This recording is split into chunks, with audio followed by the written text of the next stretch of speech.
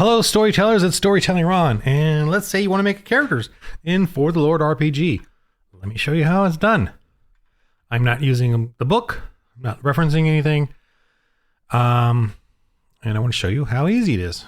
Okay, let me just start using this guy. Okay, let's say you family's coming over, or you are the family, dad, mom, whatever, playing with the kids. Maybe I'm going to say an aunt, of the kids, your sister comes and visits. Sister Althea, let's say. You can have the aunt play with the kids. Okay, so she's going to play a nun. And let's do her stats. Traits, rather. Traits. We got aggression. We got aware. What do we got? Secrecy. We've got, let me make this 2 columns just to do the whole trait thing. We've got spirit, intellect, and society. Okay. And you're gonna I'm gonna make for the starter free download a starter kit, like with some characters, and and I'm gonna simplify the first mission so you can do like a one evening fun adventure thing. Okay, so aggression, blah, blah, blah. Okay, so what else? We start off, and I think I'm gonna simplify the character creation even more, because I've discovered that playtesting the apocalyptic and the Christian sci-fi one, I simplified the trait rollout even more, and I kind of like it. So you start off with a +5, a +3, a +1, a 0, and a -1, and a -2. Because I had them be where you had generic rollouts, like +3, +2, +1, whatever. And then for your character class, you would add in +2 and +1. That got confusing to the new players, the Christian actors I was using. So there's and you just put those in where you want. So for a nun, right, it's going to be +5. I'm going to make her little, for the fun of this adventuring that I know, because it's more like villagey and countryside, I'm going to give her a little more of the sort of physicality. So I'm going to have her be a +1 for aggression and a +3 for awareness. She's a very perceptive, aware person. 0 for secrecy. She's not well learned, right? And -2 for society. Maybe your aunt or your sister, say, is joining in with your kids, and she probably is going to play this. Maybe she's not going to play it very aggressive. Now I'm getting all tricky with myself. Let me just go with the country bumpkin nun because of the adventure. Okay, so that, and then let's go with her fighting stuff. I think I just need this one. I'm just copying and pasting or shifting. Okay, so now we do the physical traits of her, the combat stuff. So defense starts at a 12 plus your awareness, so she has a 15. No armor. Just getting a little big here. No armor, and so her save is 0, right? No armor save, and her vitality starts at, let's keep this simple, 4. Plus, for women, it's D4 roll, hit die, to roll how much vitality they have. So I'm going to roll 4. Yikes. 8 + 1 for aggression, 9. Wow, that's a tough nun, let me tell you. That's like a mother nun, the penguin or something. What's next? That's it for that. And then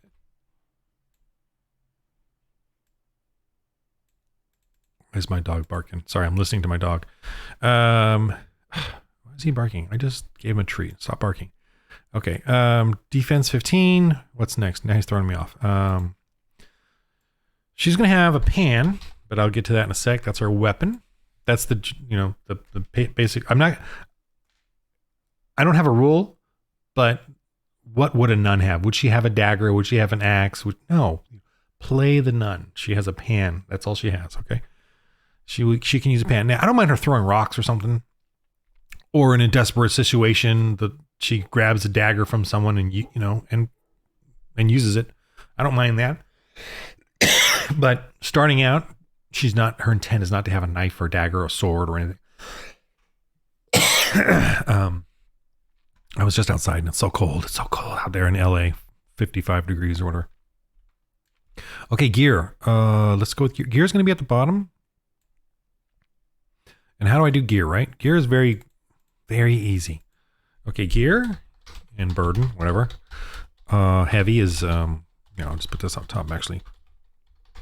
Heavy 2, medium, is it 3 or 4? I'll just go with 3. I'm not sure. Light 4. Why is my throat itching? It's because I'm going to pause, clear this up. It's annoying. Okay. I always get the sniffles when I get a little rush of cold air, which is what I just did out there. And okay. So gear. Now you can make up your own gear. I mean, cooking. I remember cooking gear. That's heavy. Camping gear. That's heavy. Is that what I was going to give her? Cooking gear and camping gear. Okay. For heavy. And then medium, I'm going to give her, because in the cooking gear is the pan. So that's good. Camping gear. I'm going to give her a blanket. I'm just making this up. It's not in the list. I'm doing blanket because if she's going to care for someone and then say offers a blanket as a GM, I'm going to be like, oh yeah, okay. Yeah. Plus D4 to that, for healing or comforts or whatever. So I like that. Lantern and oils. So she certainly has that. I'll think of some other stuff later. And, and based on the character, what do they have? What do you think they would carry as they go on a mission? As the church, has her go out with the group, what would she pack up? Oh, food. That's right, food. Oh, so instead of camping gear, I'm going to do, because she only carry 2 heavy. Now, I can do a 3rd heavy, food, but she's going to be at minus D4 now for, and I have it somewhere. Ooh, do I even have it anywhere? So should I have her carry rations? Or someone else is going to carry the rations? I'm going to just say she does, and so she's at minus D4 burden. So you're overloaded. Minus D4 burden. So everything she does has a minus D4 to it. If she says I dropped the camping gear in a situation, then I'll allow that. But that might take her turn if she didn't do it beforehand. I might penalize her a little. Okay, but you can take your turn to drop it. Or if she knows something's happening, she drops it beforehand. But whatever. Anyway. Let's just take that out for now because I don't want to add that confusion. So let's just go with, I'm going to have her rations. Someone else has camping gear. Okay, fine. Why am I going off on tangents? So she has a pan. Her aggression is +1 and the pan does D4 stun. So what that means is it'll never do grievous wounds. It'll do criticals. She can do 2d8 ping. But she'll never do a grievous wound with this thing. So it's always meant to not kill someone. So if they go down to 0, they never have to do life saves with this if they're getting stunned. What else? Okay, faith and abilities. So she's going to have, and this is what I want to explain to you about faith and abilities and skills. It's actually 3 things. And I'm almost done, by the way. Faith. Abilities, stun, skills. She's gonna have repel. I think that's the word. I could be off on that. Repulse, repel. I see an angel, which is very popular, really awesome thing. And then miracle of healing. Miracle of healing is separate from regular healing. Miracle of healing does the grievous wounds. It reduces the grievous wounds. When she comforts them, when she gives them the blanket, in between encounters, when they rest, she can then heal up grievous wounds with her, miracle here. And that's specific to the nuns. Although I will allow a cleric to do it, but they have to role play it to get it from the nun. But for starters, the nun can do it. Repel is she'll spend faith points to, get some, don't hurt me, no, Lord, please, Lord, don't, and then the warrior's like, they may still swing, but they'll have a penalty to do it, or they, that penalty reduces their chance of hitting her, or anyone that she chooses. Okay, so we're done. Oh, so skills. So skills, you can tell your, if you're a GM and you got your sister playing with your kids or whatever, the aunt. So what are your skills? What do you think your nun would be doing? You can make up your own skills. She knits. Okay. Knitting +D4. So you can start off with a couple skills for free. And then later on you can buy or upgrade new ones, or those. She can start doing the loot and singing, plus D4 singing, plus D4 loot. She can go to plus D6, plus D8. You know, you can raise it up. So that's how I do improving stuff. You don't improve it by +1, +2, +3. Only the traits have those. And I try to make it expensive to do that. But for improving skills, it's D4 or anything, D6, D8, D10, D12, and they each cost a glory point, and then it costs double if you go beyond that, you know, D12 and a D4.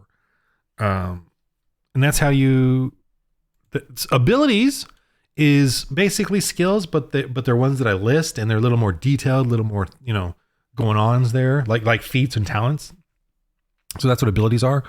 And there's a few different ones there, especially for the women, because the nun and the patron lady, because I do lower their combat ability. So they have other things that they can do. A lot of it's in role playing, you know, comforts and taking care of, and society, like, you know, charm and decoy, or feigning. But a couple I think are in combat too, where you can distract. And you know, like a patron lady can distract them to the point that it lowers their guard, lowers their defense, and then, you know, do it like a dagger if they have to. The patron lady can be a little more vicious and cunning in her abilities in that regard. So, and then of course, faith is all the regular stuff. So how does faith work again? Just real quick, I want to just explain it real quick. I'm gonna have to lower this just to fit it nicer. Yep. What am I doing? Okay. All right.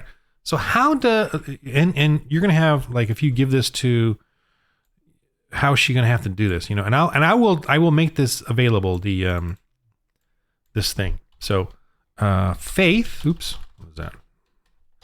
Faith is the same as her spirit. So she has 5 points, whatever, faith points. And then let me make this a little smaller. And then what does she spend it on? So if she dilute, I have to make that an 18, or it's right, 18. Deluge is how many do you affect? So if she does repel, if she does repel and, you know, get all the bad guys, don't hurt us. Oh Lord, please don't, you know, save us. Don't hurt us. That's kind of what repel is in this sort of faith thing.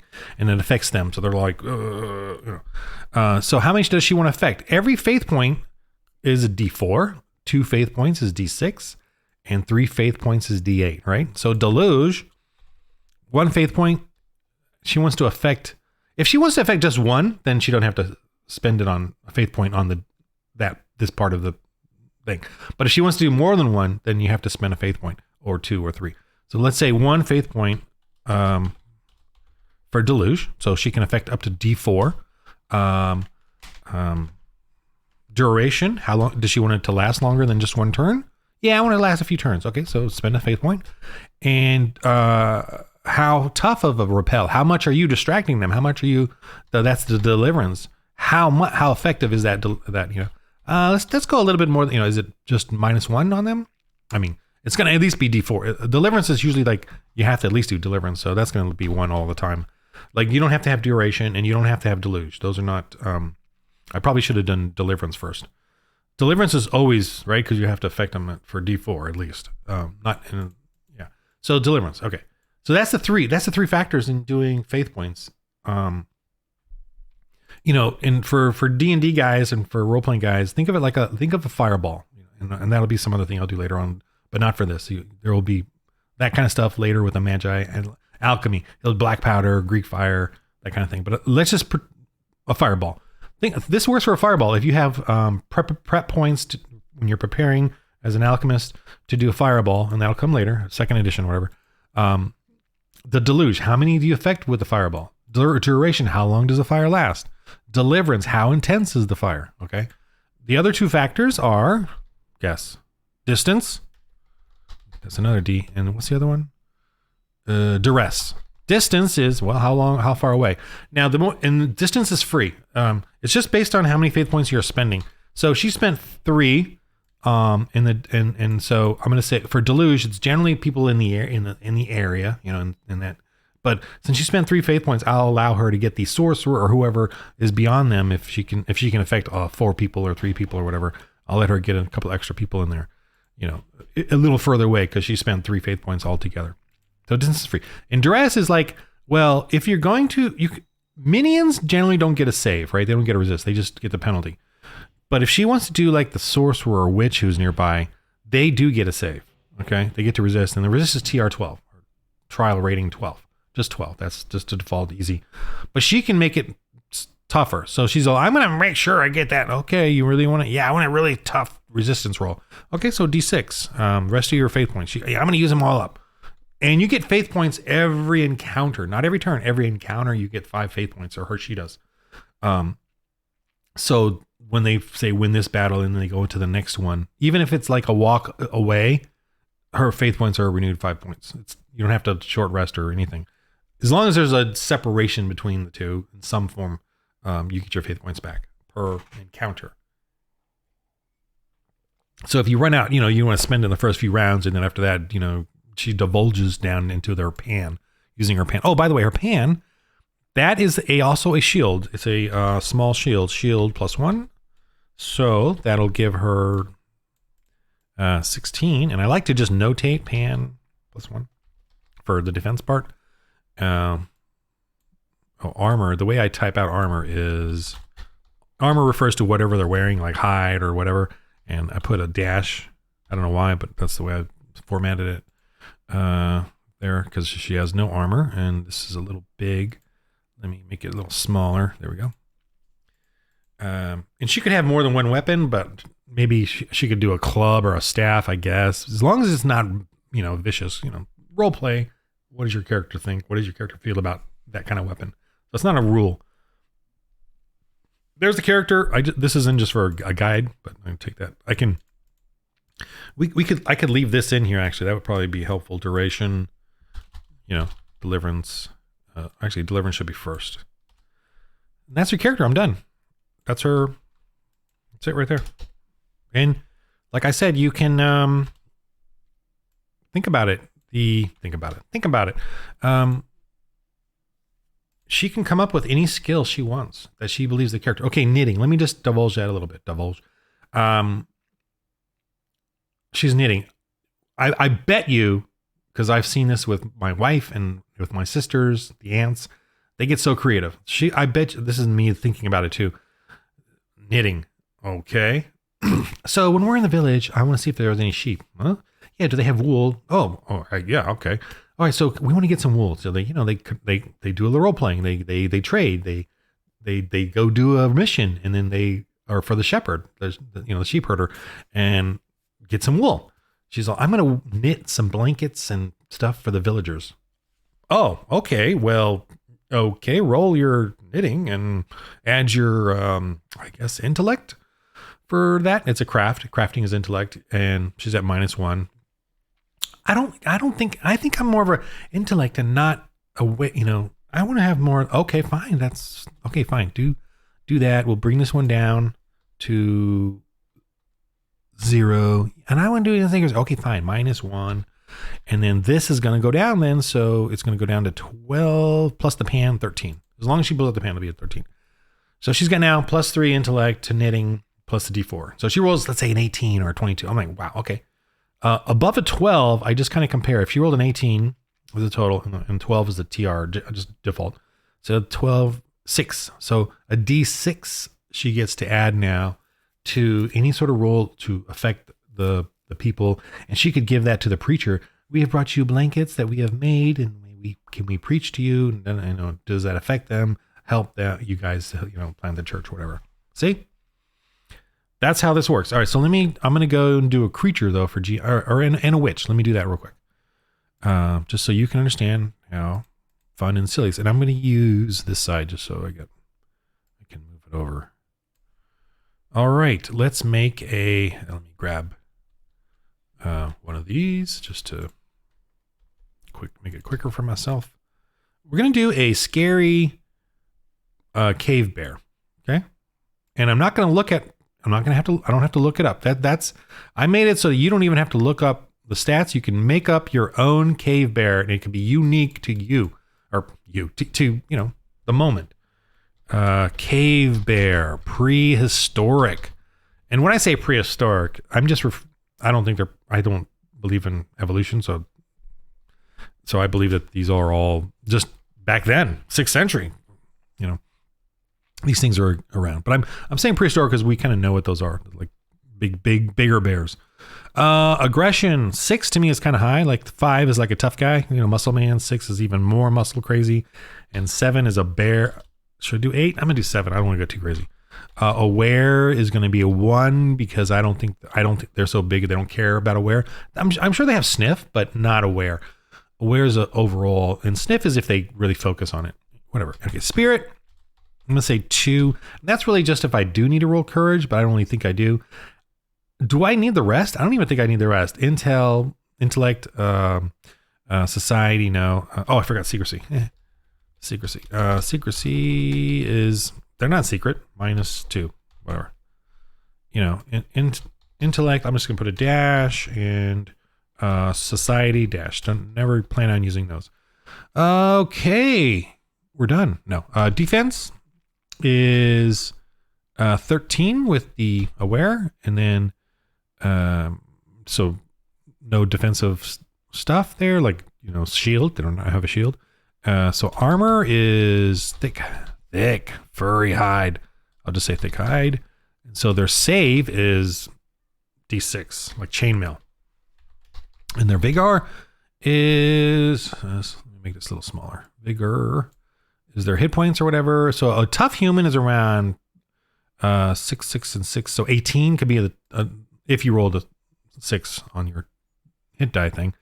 So 16. So let's make this guy an 18, 20. Say 20. 22. 22. All right. So that's it. They're done with that. And then their attack is going to be a claw bash. Because it's a, you know, +7, but I'm going to make this guy a tough brute. Oh, I'm going to make it just +7, but I make his damage scary. So it's going to be D10 damage. Yow. So +7, D10, and knockdown. So if they just got a TR12 save against a knockdown, against aware or aggression. And then if they're down, right? If they're prone, this is a typical rule in the game. If you're prone, it's aggression versus aggression.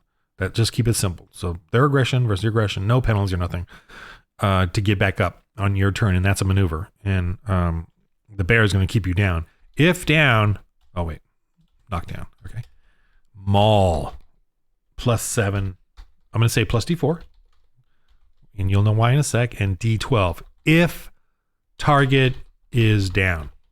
I'm making this up right here now because I'm thinking about bears. I don't even have this in my stats. So my dog started barking. Charge. I'm gonna say, so now that's it. I'm done. But now I'm thinking about like extra little play things that I can add to make this bear scarier. And again, I encourage you to just come up with your own things. You don't have to go to my list. My lists are suggestions. They're guides. You just get a feel for it with reading through those, and then you come up with your own for your prepping your own games. So if they do a charge, they're gonna get a plus D4 to hit. If they have the room to charge, and then they'll fumble on a 2. Just, I'm giving them a little in case they mess up thing, and that's optional too. Fumble on a 1 or 2, and the fumble is going to be them rolling, you know, something silly. I'll just think of something fun and silly for them when that happens. I want to do a fear thing though. Fear TR 14, not 12, 14, a little bigger, and minus D6, man, because these bears are scary. And fear in this game, I've decided I'm taking out the duration for fears, and for most other things, I'm gonna take the duration out because you have so many durations for faith and blessings and curses or whatever. Although curses, I'll probably take the duration out. Why? Because you will decide when it ends. They can get to resist it every turn. That's fine, or whenever they remember to. That, you know. So let's do it like that. And you can also get them to resist, or you can just end it when you feel like the tide is turning. Or maybe the cleric does a successful preach or a blessing. When, you know, or one of them decides to pray and they do well on their prayer, or it adds to their resist roll. Whenever you decide to end the fear, that's when it ends. And let them know that too. That's when something good happens, when something changes, you know, that's when you end the fear. So you don't have to worry about counting down the durations of so many different things.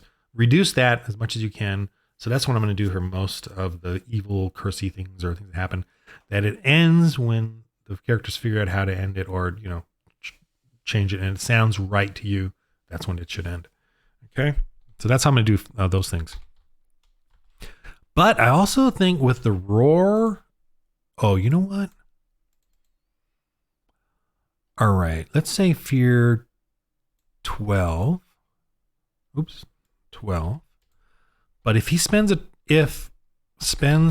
turn rearing and roaring, then the TR is 16. And paralyzed and frozen in fear. Now we'll say minus D8. Or minus D6. I don't want to get too crazy. And that's only if the bear feels like they're not afraid anymore. If this one has ended, I would say, from my own thoughts, that then this bear will do that. I'm gonna add a rage. If bear down below 6 plus D4 to damage. Going crazy. Whatever. Something like that. I might even change it. But I do have a rule that I don't change it in the game. Like if I think of something in the game that would be cool to do against them, or if they counter the bear somehow and then I have to find a way to counter that, because I don't think that we generally, and this is just like especially for animals and stuff, they're not going to come up with a counter to a counter in a game. They're going to have typical things they do to survive, and that's it. And if they can't use those things, they die, they fail. You beat them. So keep it simple like that. Don't I did that example in the game, but just keep it simple like that. Don't overthink or add to it. Just keep it like that. They got a few things they can do. You're done. Okay, and that makes the game flow. And you should encourage your players, if they counter your creature or sorcerer or whatever and beat it easily, they should that is the reward. You should don't counter their counters. All right, let me do a witch. Show you how easy it is now to do a spellcaster in my game. All right, I'm copying this. I'm going to use this as my format. But I'm going to do a witch, and I'm making it up on the spot. I'm going to do a shaman. Right, shaman's makes more sense. All right, aggression. 1. Awareness. I'm going to give them a 3 because I feel like they're, secrecy. Yeah, 2. Spirit. I'm going to give them 3.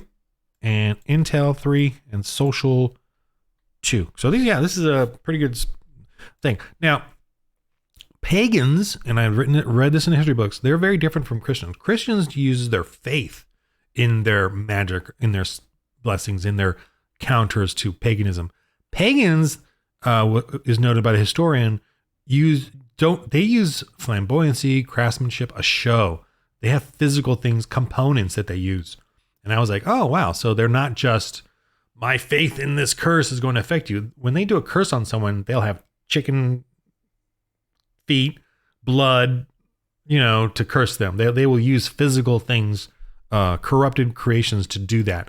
So that's why they require a spirit. They require faith points and prep points. And, it's prep points is how I differentiate prep. Anyway, you'll see it here in a sec. So I split up. So they never have the full courage of spirit that a Christian does. And they certainly rely a lot on craftsmanship for their, tomfoolery. All right. So that's what I'm doing there. And I'll show you here in a minute when I go to their abilities and what their magic abilities. All right. Defense. So this shaman is really, very defensive, 15, because it's got that aware of 3. So 12 plus 3. Armor. I'm going to say robes, thick robes, whatever. So they have an armor save of just 1. So they'll reduce damage by 1. They're not going to have that much hit points. They're all, so a 6 and a 3 and a 1 for the 6. So hit die, and then a D6 hit die because it's a male. Half of that is a 3. So that would make it a 9, and 1 is a 10. And I still think 10 is too high for them. So I'm going to say they're thin and wiry, an 8. They'll have a dagger. They could have a staff or whatever, but I'll just say dagger. Aggression +1, or a blowpipe. Not in. That's not common in Dark Ages medieval Europe, or not at all. Dagger, but so they do D4, and remember they're lethal. So if they do I remember that. And if you don't remember that, that's fine too. Maybe they just do this, and that's D4. But lethal is, so I remember lethal. So if they roll a 4, they might give the target a grievous wound. Or they will give a target grievous wound if they roll a 4 on their damage, even if there's an armor save. Even if the armor save reduces it, they still do it because it's just punctured. It's getting through the crevices and stuff. So there's that. And if damage, right? If damaged, and I'll just call it in the game whether it's based on actually doing stamina or lethal or whatever. If damaged, poison. TR. Do I do a resistance or do I just give them the damage? I could go either way. I'm just going to go with resistance. An extra D4 damage. Oh no, minus D4. So another D4. So they could, if they did lethal and the poison, they could literally go D6 damage or wound to them. So poisons and grievous wounds combined. Because I think that if I'm poisoned and then I get a wound, that adds to my pain and suffering. And so most detrimental conditions like disease, poison, and wounds all combine to be lethal on you. Okay, so I'm almost done. And then Shaman, what is he doing? What was he doing like in the story? What am I going to have him do in the story? Let's say he's affecting people, right? That's his power. He's affecting people and making them do bad things. So I'm going to say charm. And he has his prep points, his faith, prep. I don't know. I got to come up with a word for this. Is 6 because he has spirit and intel. So, and you can upgrade that. I'm going to give him plus D4. So he'll have that. And I'm going to pause real quick.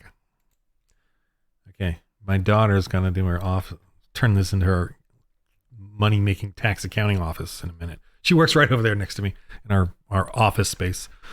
She's getting married in June. So, okay. So this guy is manipulative. He controls people. So charm, so he can do charm, and you know what charm is, and he just charms people and gets them to do things.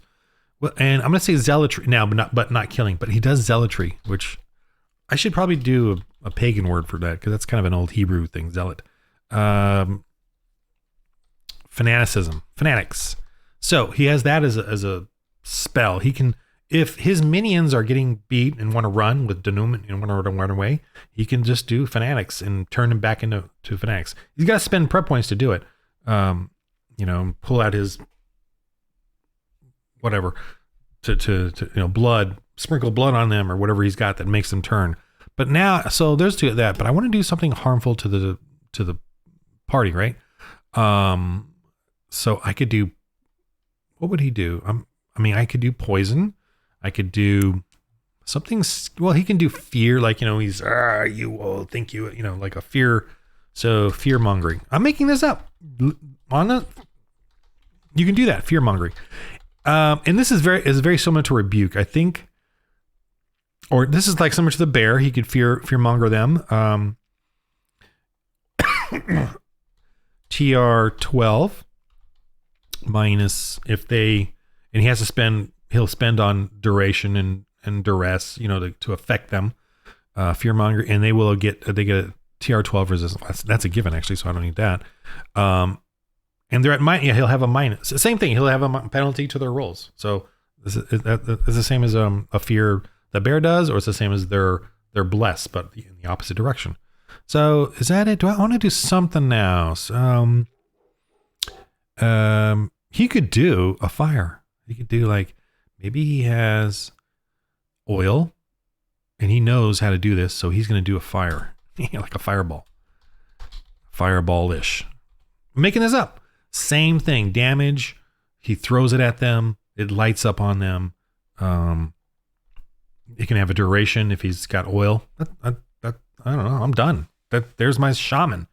He uses fire to scare his people. He uses charm for the if they're role playing and he wants to affect he doesn't affect the Christians. He affects the people around that are not Christian and gets them to be on his side. And fanatics, though, that's for in combat. He'll affect them if his minions, his guardians, to not run away. But he only has these. He can use, and again, for faith and prep, you get faith points for the day, and then faith points for every encounter. So he can use that charm through role playing, and run out of those 6 die 4 points for that. And fear mongering, he could probably use fear mongering to the people or to the players to make them nervous, to intimidate them. He can add that to his intimidation roll, which is aggression. Or I could do it for spirit. I could do a spirit intimidation roll. And he could add the fear mongering to that, and he'll have up to 10 faith points for the role playing part of it. And if it comes to the fight part, he'll do fanatics to keep his minions in line and fight to the death. And fireball, he'll throw out that flame and burn, I tell you, Of course, I know Christians say burn it. Well, no, we don't say that. We don't say burn in hell, that kind of things. I don't know where that's probably back in the day, but we don't say that now. But I can definitely see him burn you. I burn you. Whoosh. Okay, so that's it. That's how you make them. So just want to show you how simple my game system is. You can add any skill you want to the shaman. You can add, I would keep the bear simple, or the minions or the guards, keep them simple. But the Sister Althea, you can add more skills and do more things, and she can write down the skills that she thinks she may want to upgrade in the near future. Glory points, XP points. Yeah, that's the character. I mean, this is, to me, I'm a 40. I've been playing and GMing and DMing for 45 years. This has everything I need to create a fully fleshed out character, and a character I can start with. It's simple, it's easy, and I can build any direction I want. There's no classes to, there is like nun, warrior, cleric, but there's no rule. I'm not keeping you from doing other things, but I am keeping men and women different. I made that in my other role. Women play a woman, men play a man. I do not believe in equality where a woman just acts like a man. That's not equality. That's not anything. That's ridiculous. A woman has her strengths and her weaknesses. A man has his strengths and weaknesses. And I want girls to play and understand that and look for ways that, yes, this is how a woman has got to do what she's got to do to get things done. Okay, so there it is. I hope that was joyful or understanding. And I made a longer video, by the way, and I might upload that one doing this sort of same thing, a little different. But at the beginning, I kept doing that thing that we all do on YouTube where we just yap and yap and yap. And it took me like 10 minutes before I got to this.